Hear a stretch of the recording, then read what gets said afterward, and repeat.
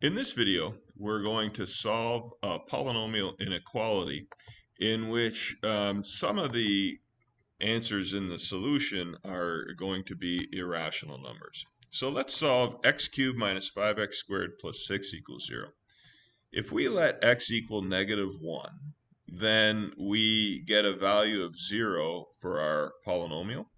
So we're going to use synthetic division. We're going to remember to put a 0 placeholder in the x column. And we're going to divide x cubed minus 5x squared plus 6 by x plus 1.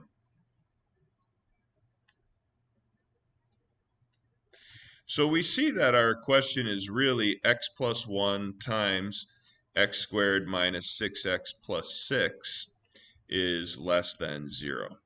Now, we want to determine what the zeros are for that quadratic factor, but it doesn't factor further, so we're going to use the quadratic formula.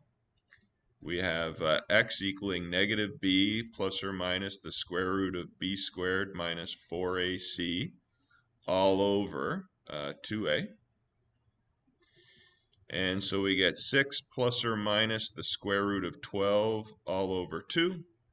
Well, we know that the square root of 12 is 2 root 3. I can common factor out the 2 from the numerator. Cross the 2's out, and I see that my solutions, my zeros of that quadratic are 3 plus or minus root 3. Now, the value of 3 minus root 3 is approximately 1.3, and the value of 3 plus root 3 is approximately 4.7. Now, you might think, why are we using decimal approximations? We're going to do this just to help us organize our number line for our interval solutions. Now, quick little aside. Recall that if a quadratic can be written as x minus 5 times x plus 6, then it has zeros at x equals 5 and x equals -6. So similarly, think of it backwards. If we know a quadratic has zeros at x equals 5 and x equals -6, and if we know the lead coefficient's 1, we know that it can be written as x minus 5 times x plus 6.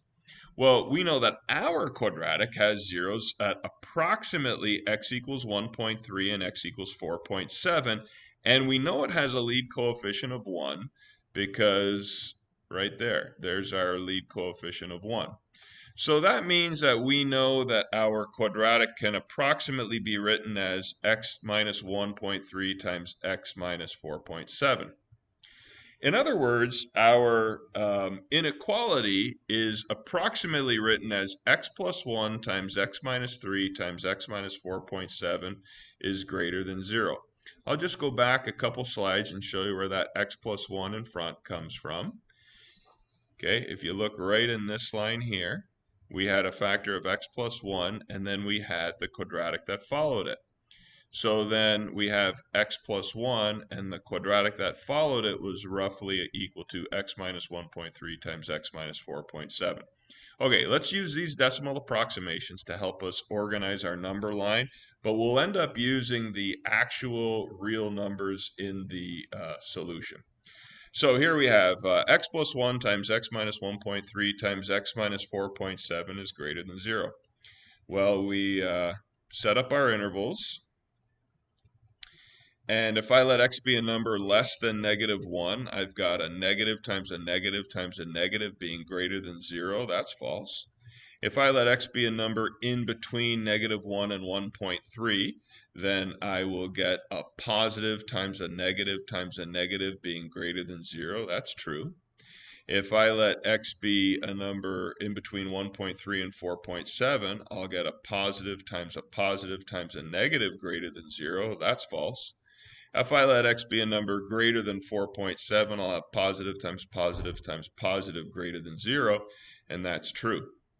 Okay, so on first glance, someone might say, okay, then our solution set is the set of all x element of the reals such that -1 is less than x is less than 1.3, and x is greater than 4.7. But remember, we're just using those decimal approximations to help us organize our number line. We're not actually going to use those numbers in our solution because we're too sophisticated for that. So we're going to say x is an element of the reals such that -1 is less than x is less than. Now 1.3 is the approximation for 3 minus root 3.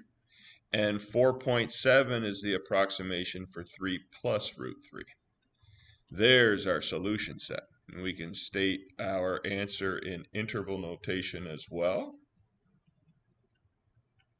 The interval from -1 to 3 minus root 3 in union with the interval from 3 plus root 3 to infinity. Okay, so there is our final answer circled out. Hopefully that made some sense for you, and wish you all the luck in the future.